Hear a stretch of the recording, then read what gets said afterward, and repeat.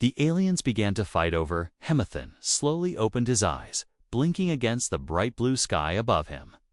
His ship had crashed, that much he remembered. Now he was lying on soft moss, surrounded by strange glowing plants and tall spiral-shaped trees. The air smelled sweet and electric. Like rain mixed with fruit, bird-like creatures with 6 wings flew in the distance, singing songs that didn't sound natural. He sat up and checked his arms and legs, bruised, but nothing broken. The ship was a smoking wreck behind him, its metal body torn open like paper. The communication system was dead, the power core gone. He was stranded on an unknown planet as Ethan stood. Something moved in the distance, 2 figures walking through the trees. They weren't human, that was clear. One had pale silver skin that sparkled like starlight, long white hair flowing behind her, and eyes that glowed violet. The other had emerald green skin, dark curly hair, and golden markings along her cheeks. Both wore strange robes that shimmered with moving symbols like living fabric. They walked toward him quickly, not with fear, but purpose. Ethan stepped back, unsure what to do. But they raised their hands, showing they meant no harm. Then, to his surprise, they began to argue. "I found him first," said the silver-skinned girl, her voice soft but sharp. "No. You saw the fire in the sky and ran, but I reached him before you." The green-skinned girl replied, her tone fierce. "You don't even understand what he is. He belongs to the Skyborn." The silver girl said, crossing her arms. "You mean you want to claim him like a trophy?" The green one snapped back. "He came to the forest, not the clouds." Ethan didn't understand all their words, but he caught enough. They weren't just talking, they were fighting. Over him, the green-skinned girl stepped forward and gently touched his arm. "You are safe now," she said slowly, her accent thick but her words clear. "I am Niari, from the Forest Clans." Before Ethan could reply, the silver girl pushed in between them. Her eyes narrowed. "No, he is under my care," she said. "I am Sorella of the Skyborn Temple." Niari grabbed Sorella's wrist, and the 2 locked eyes with fire between them. Ethan raised his hands, trying to calm them. "Wait, what's going on?" "I'm just a pilot. I don't even know where I am," he said, confused and overwhelmed. They turned to him at the same time. "You came from the stars," Sorella said softly. "It is written. One would fall from the sky and change everything. It is also said he will choose a path," Niari added. "A path that saves or destroys." Ethan blinked. "You're talking about a prophecy." Both girls nodded slowly. He rubbed his temples, trying to stay calm. He had survived a crash, lost his ship, and now 2 alien girls were fighting over him because of an ancient legend. "This wasn't in the training manual. Come with me," Sorella said, holding out her hand. "My people have knowledge technology that can heal you, help you return to your stars." "No," Niari said, grabbing his other hand. "We can show you the truth, not lies wrapped in crystals." Ethan looked between them, caught in the middle. He had no way of knowing who was right or if either of them was telling the truth. But one thing was clear. They both believed he was important, and neither was willing to back down. That night, Niari brought him fruits that glowed in the dark and tasted like honey and mint. She made a bed of leaves and covered him with a warm cloth woven from vines. She spoke of her village, of ancient trees that whispered dreams to those who listened. She smiled when Ethan laughed at her stories, but just before he closed his eyes to sleep, he heard a noise outside. Tap, tap, tap something on the window. Sorella stood outside, holding a small crystal that glowed softly. She waved him out silently. Curious, Ethan stepped outside, and she pulled him into the shadows. "I brought this," she said, giving him the crystal. "It listens to your voice. It can send messages to the stars, maybe even find your people." He stared at it in awe. Holding the tiny, pulsing light, But then he saw Niari watching from the trees, her eyes hurt and angry. He had just made everything worse. The next morning, Sorella arrived with sky-born guards, offering Ethan protection. Niari arrived with forest elders, offering him truth. They stood on opposite sides, waiting for him to choose. Ethan didn't move. He looked at them both and whispered, "What if I don't want to choose?" But they weren't listening anymore. Their eyes were on each other, ready to fight. And Ethan realized something deeper. This wasn't just about him. It was about old pain, deep scars, and a war that never ended. And now, he was the spark. Whispers. Beneath the tree's secrets they never told, Ethan didn't sleep that night. He sat alone between two strange homes, one made of crystal that sang in the wind, the other of giant leaves that pulsed like a heart. In both places he was offered food, rest, and smiles, but in both places he felt watched. The next morning, Niari led him deep into the forest, away from the village paths. "Where are we going?" Ethan asked, trying to keep up. "You need to see something," she said, her voice low. "Something Sorella will never show you." They moved through thick vines that parted like they knew her touch.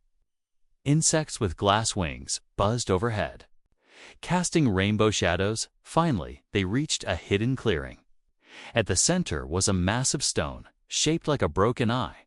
Around it were carvings, human shapes. Standing between the Skyborn and Forest clans, Ethan stared, heart pounding. "Is that a human?" Ajari nodded. "He came before many cycles ago." Ethan stepped closer, touching the stone surface. It was warm, as if alive. "This was hidden," she said, "kept secret because it tells the truth." "Which is?" he asked. "That the first human chose neither side," Niari said. "He tried to bring both tribes together." Ethan's mind raced. "So, why didn't it work?" Niari looked away, her golden markings dim. "Because they killed him." "Ah." Chill ran through Ethan's body. "Killed him?" he whispered. Niari nodded. Both sides feared what they couldn't control. Before he could say more, a soft voice spoke behind him. "You shouldn't be here." It was Sorella stepping from the shadows, her crystal cloak glowing in the dim light. "How did you find us?" Niari growled. "You think the Skyborn don't know their own land?" Sorella replied. They stood face to face again, tension sharp, but Ethan raised his hand. "Stop," he said. "Why didn't either of you tell me about the first human?" Sorella looked away, her eyes heavy. "Because it's forbidden," she said. He tried to break the cycle, and the cycle broke him. Ethan sat on a stone, confused and overwhelmed. "So I'm not the first," he said. "Then why am I here?" "Because this time can be different," Niari said. "Because we need it to be." Sorella added. Suddenly, the ground trembled. A loud screech echoed in the distance, like metal scraping bone. The trees rustled with unnatural fear, birds fleeing in swarms. Ethan stood. What was that? Both girls looked scared, really scared. "That sound?" Sorella whispered. "It comes from beneath." "It's waking," Niari added, grabbing Ethan's arm. "We must go. Now." As they ran back through the forest, Ethan looked back. The eye-shaped stone pulsed faintly behind him, like it had heard something or remembered. They returned to the village only to find chaos. Skyborn scouts and forest hunters stood at opposite sides, weapons drawn. "Why are they fighting again?" Ethan asked. "They think you were taken," Sorella said. "They think she kidnapped you," Niari said at the same time, pointing at Sorella. "Enough," Ethan shouted, stepping between them all. "Do you want history to repeat? Is that what you want?" Everyone went silent, staring at the human who dared to shout. "You all speak of destiny, of prophecy, but maybe the truth is simpler," he said. "Maybe the real enemy isn't each other." One of the elders stepped forward, a wrinkled being with skin like cracked stone. "The signs speak of balance," he said slowly. "But we forgot what that truly means, that night." Ethan was alone again, not by choice, but because. Both girls had walked away in silence. They had seen the truth, and it scared them. He stood near a stream and stared at his reflection. He wasn't special, not a hero, not chosen. He was just there, in the middle of something ancient and dangerous. But still, a small voice inside whispered, "You survived the crash for a reason. You found the hidden truth for a reason." And the planet, it seemed, was starting to wake. A secret chamber beneath the roots where the darkness wets the forest had changed. Ethan could feel it in the wind, in the way the trees moved even without breeze.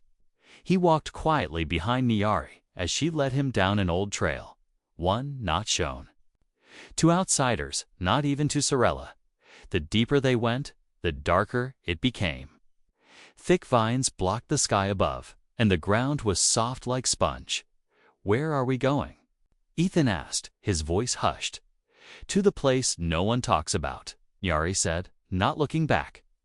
"To the place the first human died." Ethan's breath caught in his throat. "Why would we go there?"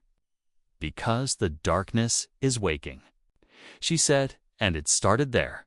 Soon they reached a giant tree, not just tall, but massive. Its trunk was wide as a mountain wall, its roots twisting deep into the ground like giant snakes. At its base was a stone doorway, half covered in moss and dirt. Symbols glowed faintly on its surface, old ones like the carvings from the clearing. Nyar placed her palm on the center, and the stone shimmered, then cracked open slowly with a deep groan. A cold breath of air escaped from the darkness.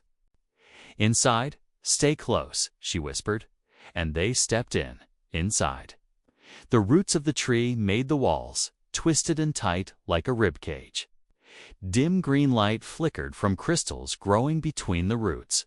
It was quiet, too quiet. No insects, no whispers of leaves, not even the beat of wind. They walked down a spiral path until it opened into a hidden chamber. At the center was a stone table, black and flat, covered in strange bones.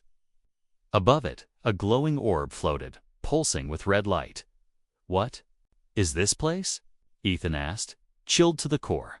"The Chamber of Silence," Nyari said softly, "where the first prophecy was spoken." Ethan stepped closer to the table. He touched one of the bones, long, thin, not human. Suddenly, the orb above flickered, and images flashed inside it, a man standing between two armies, shouting then, the sky turning black, and a swarm of shadowy creatures crawling from below the ground. Then silence, and the man falling. The vision ended, and the orb dimmed. Again, Ethan staggered back, shaken. "That was him," Nyari whispered. "The first one who came, and tried to bring peace. But those creatures, what were they?" Ethan asked. "We call them Velthari," she said. "Ancient ones that feed on hate and war, sealed long ago beneath the roots. They only wake when our people fight." Ethan looked at her, and now they're waking again. Nyari nodded, eyes full of fear, because of us just then. The chamber trembled, a root split open, and black smoke hissed from within. Something moved inside the cracks, something large and slow. Nyari grabbed Ethan's hand. "We have to go now," she shouted. They ran back up the spiral path, roots groaning around them like a beast in pain as they reached the doorway. The stone door slammed shut behind them. Cutting off the sound and whatever had stirred below, Ethan collapsed outside, breathing hard. "What is this place?" he whispered. Nyari sat beside him, voice shaking. "This planet is alive," she said. "And it remembers everything, even pain." That night, Sorella appeared, her eyes stormy. "You took him underground?" she asked, standing just outside the forest camp. "I showed him the truth," Nyari said calmly. Sorella marched forward and grabbed Ethan's arm. "You don't belong down there," she hissed. "It changes you. I needed to see it." Ethan replied firmly. Pulling back, I saw the Valkyrie. Sorella froze, her face pale. You woke them? No, Niari said. But they're stirring. Sorella turned to Ethan, eyes narrowed. You saw too much too soon. She reached into her robe and pulled out a crystal shard, thin and glowing with soft blue light. She pressed it against Ethan's forehead gently, and images filled his mind. Beautiful floating cities. Skies full of light and a time before war. This was our world, Sorella whispered. Before the division, we were one people, one voice, until prophecy turned us against each other. Ethan stood between both girls. One of you shows me buried fear. The other shows me lost hope, he said slowly. But both of you want something from me, and I don't even know what I'm supposed to be. Niari placed a hand on his shoulder. You are the bridge, she said. Even if you don't want to be, Sorella nodded, her voice quieter now. You can still choose the path, but what if the path is broken? Ethan whispered. Neither of them had an answer. Above them, the forest creaked. And in the distance, the ground rumbled again. The Valkyrie were waking, and time was running out. The choice I refused to make, and the price we paid, Ethan stood. Between them, to his left, Sorella of the Skyborn, proud, sharp, and glowing like the stars. To his right, Niari of the forest clans, wild, gentle, and rooted like the earth. Both held out their hands, waiting for an answer. Both had shown him truths, hidden secrets, and ancient dangers. Now the elders demanded he choose one side. One path, the Skyborn or the forest. One would rise, the other would fall. But Ethan couldn't move. His heart beat like a drum inside his chest. What right did he have to decide the fate of two civilizations? He wasn't a king, not a prophet, not a god. He was just a man who fell from the sky. Still, both sides waited, hundreds of eyes watching him silently. I can't, Ethan whispered. The elders frowned. You must, one said, voice heavy. With age and anger, if you delay, the Valkyrie will rise fully, said another. Only balance can seal them again. Sorella stepped closer, her voice soft. If you choose me, we'll lead with wisdom, light, and structure. Niari followed, her voice strong. If you choose me, we'll guide with heart, instinct, and nature. Ethan closed his eyes. He remembered the glowing orb, the bones of the last human, the vision of war and death. What if he made the same mistake? What if his choice brought only more ruin? Choose? Neither, he said at last, his voice shaking. Gasps echoed through the crowd. Sorella looked stunned. Niari's eyes filled with disbelief. You can't do this, Sorella said. The balance demands a bond. I won't be the sword that divides you again, Ethan replied. I won't pick one just to doom the other. The ground rumbled, soft at first, then stronger, from deep below. A roar echoed low and hungry. The Valkyrie were listening. And now? They were moving. Suddenly, the skies above cracked open with strange red lightning. The trees of Niari's village trembled, their roots curling up from the earth in pain.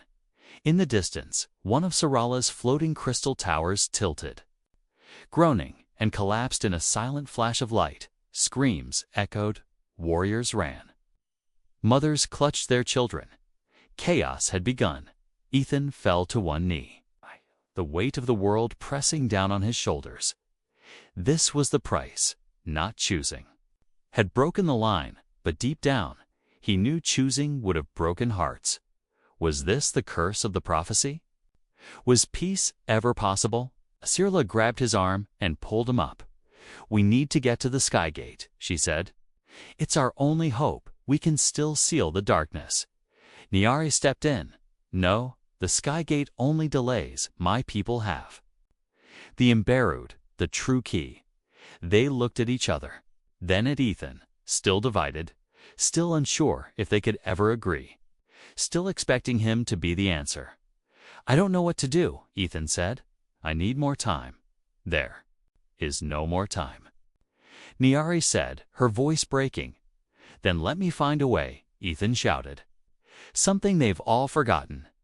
A middle path, he ran toward the old forest again, back toward the ice stone. Sorella and Niari followed, arguing behind him. When they reached the ancient stone, it was glowing, pulsing stronger than before. The air was thick, almost solid. Beneath the ground, something moved, massive and slow. A black tendril slipped from the soil and wrapped around a nearby tree, pulling it underground in seconds. The Velthari were no longer sleeping. They were climbing. Ethan placed his hand on the stone, and a burst of light surrounded him. Visions flashed again, the first human, the two tribes once united, then torn apart. Then a third image, blurry, hidden, deep. A figure standing between Sorella and Niari, holding both their hands, their powers combined, not divided. The Velthari frozen in place, unable to move. Ethan gasped. That's the real prophecy, he said. Not a choice, a union. But before he could speak, a loud scream echoed from behind. One of the elders had been struck by a Velthari shadow. His body turned to stone, then shattered like glass. Panic broke out again. Sorella raised her crystal staff. Niari unsheathed a blade of bone. They looked to Ethan one last time. What now? They asked in unison. Ethan stood tall, breathing heavy. We stop fighting each other, he said, and we fight them together. But it was too late. The Velthari swarm burst from the ground, black as night, countless and crawling, and the only light left was the one burning inside Ethan's chest. When the shadows came for us, we fought like one heart. The sky was burning red. Flashes of black lightning tore across the clouds. The ground cracked with deep, angry groans from beneath the soil. The Velthari rose, not just shadows, but living nightmares, twisted creatures with glowing mouths, limbs that bent wrong, and eyes made of smoke. They poured out from the roots of the great forest, from the hollow caves under the crystal city. Screaming, crawling, devouring, Ethan had never seen anything like them. They weren't just monsters, they were hunger itself. They didn't want land, or power, or revenge. They wanted fear, division, and war, because that's what fed them. As the first wave surged forward, Sorella raised her crystal staff. It hummed with sharp blue light, and a wall of energy burst outward, pushing back the front line of Velthari beside her. Niari danced like the wind, her twin blades slicing clean through shadowy limbs. She moved with fire and instinct, while Sorella fought with focus and control. And Ethan, heart-pounding, moved between them, not leading, not commanding, but joining. He didn't have weapons, but he had courage. And something else, the strange light still burning inside his chest from the ice stone. He could feel it now, like a small star under his skin. It pulsed whenever he stood near both girls, like their presence unlocked something more. The Velthari howled, changing shape, becoming faster, sharper, darker. They split into 3, then 5, then 10. For every one of them leaped at Niari, claws open, shrieking, but Ethan dove between them, grabbing the beast. To his surprise, his touch burned it. The creature screamed and dissolved into mist. Ethan gasped, staring at his hands. What was that? He breathed. Sorella ran to him, placing her hand on his chest. The light, she said. It's the bond. It's real, Niari added, stepping close. You are the bridge. But I didn't choose either of you, Ethan said. Sorella smiled faintly. No, you chose both, and that changes everything, Niari whispered. Together. They stood back to back, forming a triangle of power. Sorella lifted her staff again, but this time, Ethan placed his hand over hers. Queenorix pressed her palm to his back, channeling her energy through him, and then the light exploded. Not fire, not heat, but harmony. A glowing pulse swept across the battlefield like a wave of calm wind. Where it passed, Velthari crumbled into dust. Their screams grew fainter, their forms more unstable. The creatures hissed and recoiled, backing away. Confused and afraid, the elders, who had been hiding in fear, now watched with wide eyes. Warriors from both tribes paused their weapons, staring at the impossible, a human, a skyborn, and a forest-born together, creating a force the Velthari could not consume. Suddenly, the ground burst open again, from deep within, the largest Velthari yet emerged, taller than trees, body made of smoke and shadowed bones. Its voice shook the sky. "You dare unite!" It roared. "We feed on your hatred, your division, then starve." "Ku!" Ethan shouted. Stepping forward, he reached out both hands, one toward Sorella, one toward Niari. They took them without hesitation, and the moment their hands touched, the light became blinding, the ground shook violently, and a beam of golden energy shot from their joined circle straight into the sky. The clouds split open, revealing blue sky for the first time in days. The Velthari screamed, melting into nothing. The massive one trembled, cracked, and finally shattered like glass. Silence fell. Real silence, no screams, no screams, no thunder, just breathing. Heavy, grateful, alive, the people of both tribes came forward slowly, some crying, others falling to their knees. Ethan looked at Sorella and Niari, their hands still locked with his. Neither spoke. They didn't have to. The bond was real now, not just in prophecy, but in their hearts. An elder approached, voice trembling. "The balance has returned," he said, "but not as we expected. You have shown us a path we forgot." Said another, "Not skyborn, not forest, but unity." Ethan didn't know what would happen next, but he knew this. He hadn't just survived a crash. He had been chosen to heal something ancient and broken. Not by force, not by choosing a side, but by choosing both and standing in the middle as one heart. The bond that changed everything. And what it cost Mitha, battle was over. The Velthari were gone. Their shadows melted. Their screams silent, but peace didn't fall like gentle rain. It came slowly, like dawn breaking through fog, and it came with a price. Ethan sat on the edge of a broken skyborn tower, his hands still glowing faintly. The strange light inside his chest had faded. But something remained, something heavy. He looked out at the wounded land. Where crystal shards and burned roots stretched side by side, he saw skyborn healers treating forest warriors, and forest mothers bringing water to skyborn children.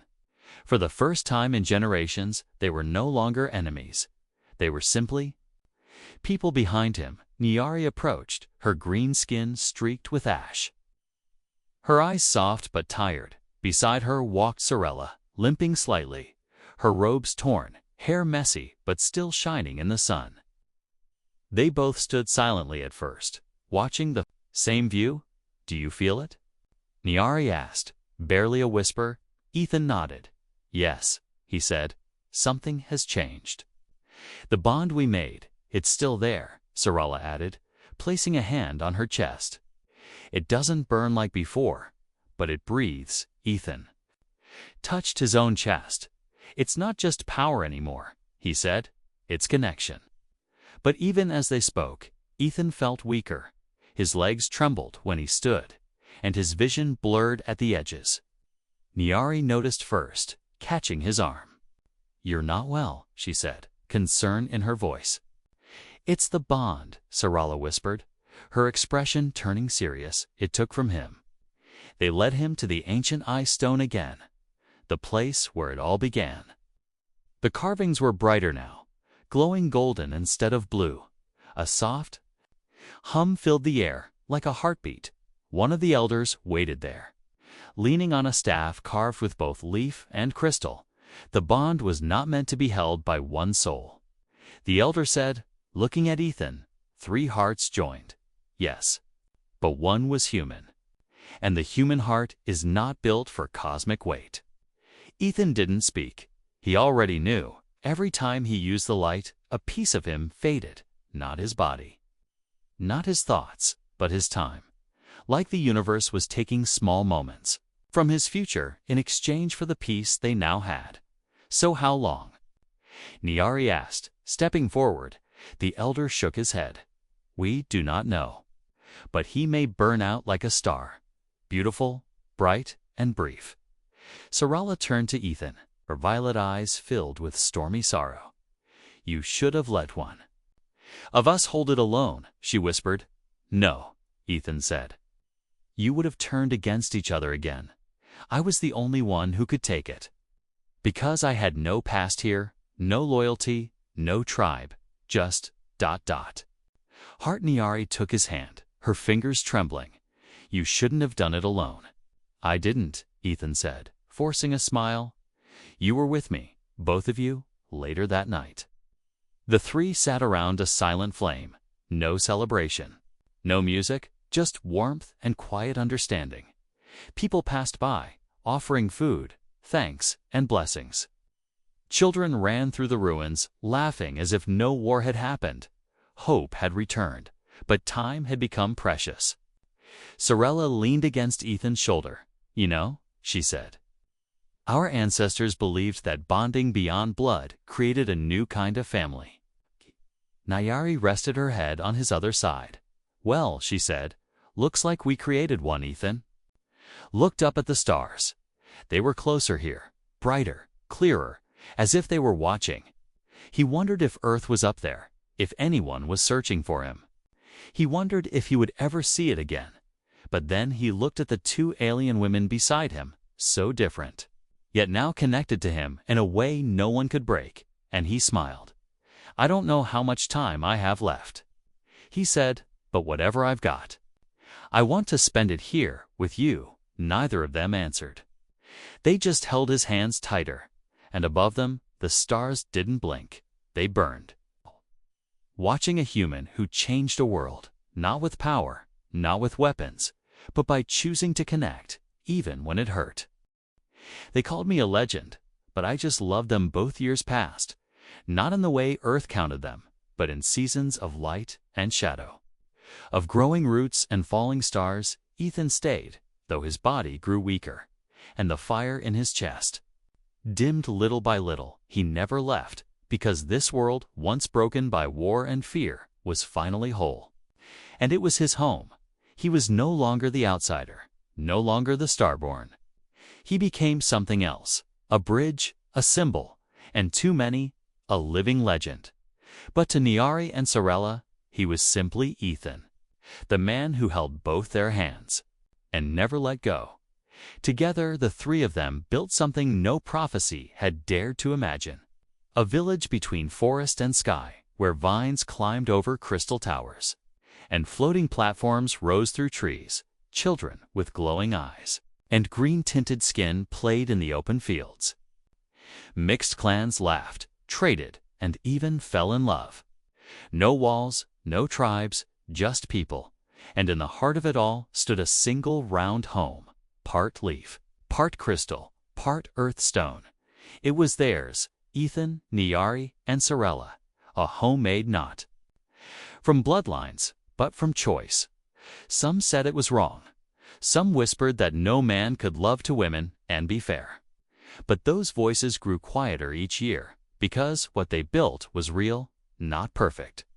But true. There was no jealousy between them, no fight for who was first, only trust and shared laughter. And quiet nights under alien stars. Together, they raised orphan children from both clans. Together, they taught the next generation how to speak both languages, how to live both lives. Together, they rewrote the old story. Ethan's strength faded with time. He walked slower, spoke softer. But his smile never dimmed. Every day Nyari wrapped his arms in healing bark, and Sarala traced protective runes across his back. They didn't try to stop the fading. They simply walked with him through it, not as saviors, not as caretakers, but as partners, as family. One evening, as twin moons rose over the valley, Ethan sat on the hill above the village. Niari on one side, Sarala on the other. The breeze carried the scent of wild fruit and crystal flowers. Below, the children lit lanterns that floated into the sky, each one a symbol of peace. Sarala rested her head against his shoulder. "They still call you the one who saved us," she whispered. Niari smiled, brushing hair from his eyes. "They call you a myth now." Ethan chuckled, his voice a little cracked. "I'm just a man who didn't want to break either of your hearts." They laughed with him, quietly, and in that moment none of them were warriors or leaders or chosen ones. They were just three souls who found love in the middle of chaos. As stars blinked overhead, Ethan leaned back and closed his eyes. He listened to the heartbeat of the planet, soft and steady now. He heard the songs of birds that once vanished in war, now returned. He felt the warmth of the two women he loved most in any galaxy, and he whispered, "If I fade tonight." "Don't cry, we won't," Sarala said. "We'll carry you in every word we teach. We'll raise them in your name," Niari added. "Not as a savior, but as the man who chose love." He didn't say another word. He didn't need to, because everything he ever wanted, peace, connection, family, was already there, holding his hands the next morning. A golden breeze rolled through the village. The ice stone in the valley glowed one last time before falling silent. And the great tree near the chamber below bloomed for the first time in memory. A single flower grew at its roots, soft, blue, glowing gently. No one picked it. They let it grow. Years later, children still asked, "Is it true?" The human who loved two alien queens. And the elders would smile and nod. Yes, they'd say he didn't just love them, he changed everything. Not with a sword, not with a crown, but with a heart big enough to hold two worlds.